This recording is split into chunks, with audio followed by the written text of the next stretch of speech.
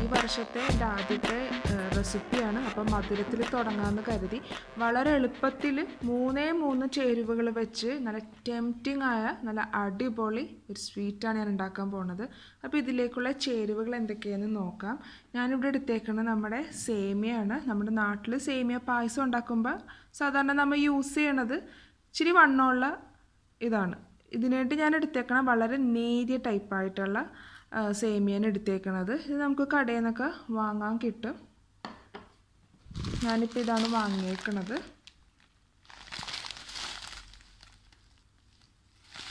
ഈ സ്വീറ്റിന് നമുക്ക് ഈ നേരിയ ടൈപ്പ് ഇതാണ് നമുക്ക് ആവശ്യം. അപ്പോഴാണ് കൂടുതൽ നമുക്കിത് പ്രിപ്പയർ ചെയ്ത് നമുക്ക് എടുക്കാനും പറ്റത്തുള്ളൂ, അല്ലെങ്കിൽ ഭയങ്കര കട്ടി ഫീൽ ചെയ്യും.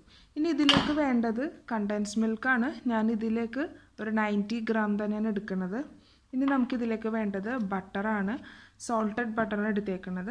അപ്പോൾ ഇനി നമുക്ക് നോക്കാം എങ്ങനെയാണ് ഈ സ്വീറ്റ് ഉണ്ടാക്കുന്നതെന്ന്. നമുക്ക് ആദ്യം ഒന്ന് സേമിയ ഒന്ന് റോസ്റ്റ് ചെയ്തെടുക്കണം. അപ്പം ഞാൻ അതിനുവേണ്ടി ഒരു പാൻ വെച്ചിട്ടുണ്ട്. ഇനി നമുക്ക് ഗ്യാസ് ഓൺ ചെയ്തിട്ട് തീ കുറച്ച് വെക്കാം. ഞാനിതിപ്പോൾ ഒരു 1/2 കപ്പാണ് എടുത്തേക്കുന്നത്. ഞാൻ ആ സേമിയ എല്ലാം ചെറുതായിട്ട് എല്ലാം ഇങ്ങനെ ആക്കിയെടുത്തിട്ടുണ്ട്. എല്ലാം കുഞ്ഞു കുഞ്ഞായിട്ട് ഇങ്ങനെ പൊടിച്ചെടുത്തിട്ടുണ്ട്. നമുക്കിതിനെ ഉടച്ചുടച്ച് എടുക്കാവുന്നതേ ഉള്ളൂ. നമ്മളിപ്പോൾ പാൻ ചൂടായി തുടങ്ങിയിട്ടുണ്ട്. നമുക്കിതിലേക്ക് ഇതൊന്ന് റോസ്റ്റ് ചെയ്തെടുക്കാം.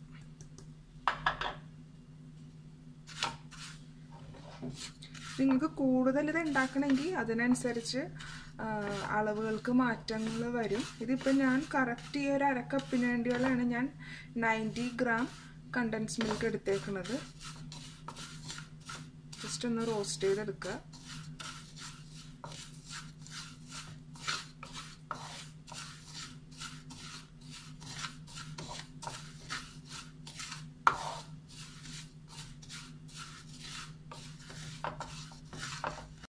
റോസ്റ്റ് ആയിക്കൊണ്ടിരിപ്പുണ്ട്. ഇത് റോസ്റ്റായി തുടങ്ങുമ്പോഴേക്ക് ആ ഒരു മണം വരാൻ തുടങ്ങും. അത് മാത്രമല്ല ഇതിൽ കളറ് മാറി തുടങ്ങും. ഇപ്പോൾ ഏകദേശം തണ്ട് ഇതൊക്കെ ഒരു വൈറ്റ് കളറായിട്ടുണ്ട്. ഇതുപോലെ അങ്ങനെ കളർ ചേഞ്ച് വന്ന് തുടങ്ങണം. കരിഞ്ഞു പോകാതിരിക്കാനാണ് നമ്മൾ തീ കുറച്ച് വെക്കുന്നത്. അപ്പോൾ ഇത് നിർത്തരുത്, ഇതിങ്ങനെ ഇളക്കിക്കൊണ്ട് തന്നെ ഇരിക്കുക.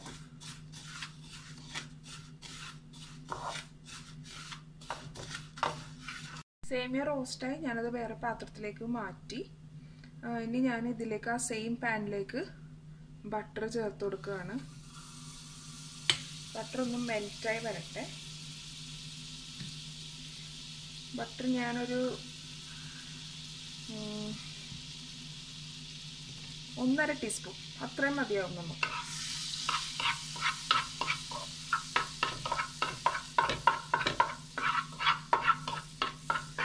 ബട്ടർ മെൽറ്റായിട്ടുണ്ട്. ഇതിലേക്ക് സേമിയ ചേർത്തു. എല്ലാത്തിലേക്കും ആകുന്ന വിധത്തിലൊന്ന് മിക്സ് ചെയ്തെടുക്കുക.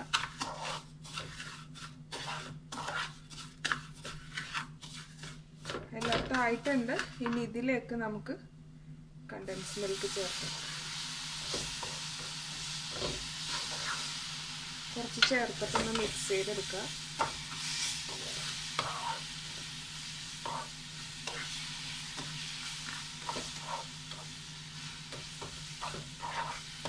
എല്ലാ ഭാഗത്തും പിടിക്കണം, അതുപോലെ ചെയ്തെടുക്കുക.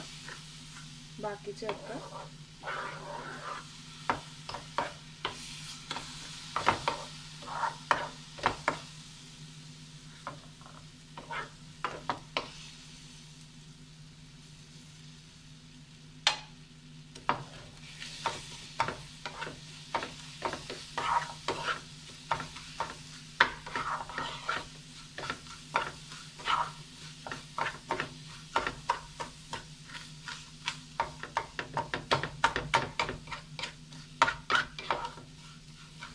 നല്ല സ്മെല്ല് വരാൻ തുടങ്ങിയിട്ടുണ്ട്.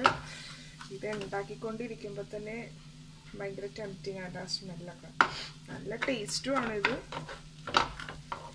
കുറച്ച് ചേർത്ത് കൊടുക്കാം നമുക്ക്.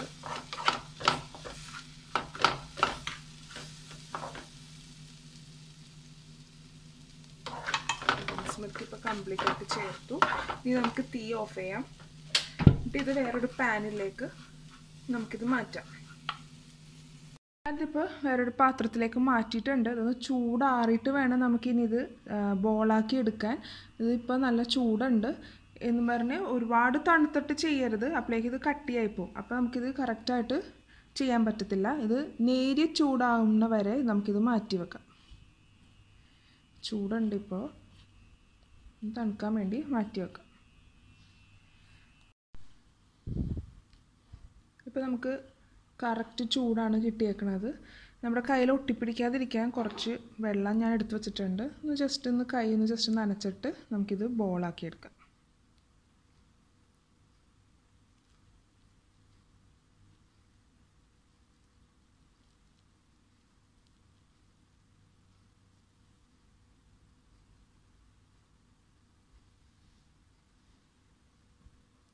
ഇതുപോലെ ബാക്കി ഓരോന്ന് ചെയ്തെടുക്കാം. അപ്പോൾ നമ്മുടെ സ്വീറ്റ്സ് ഇവിടെ റെഡി ആയിട്ടുണ്ട്. വളരെ ടേസ്റ്റിയാണ്. നിങ്ങൾ തീർച്ചയായിട്ടും ഈ റെസിപ്പി ട്രൈ ചെയ്ത് നോക്കുക. Thanks for watching my video. Hope you enjoyed it. Please subscribe my channel, follow and share my social network.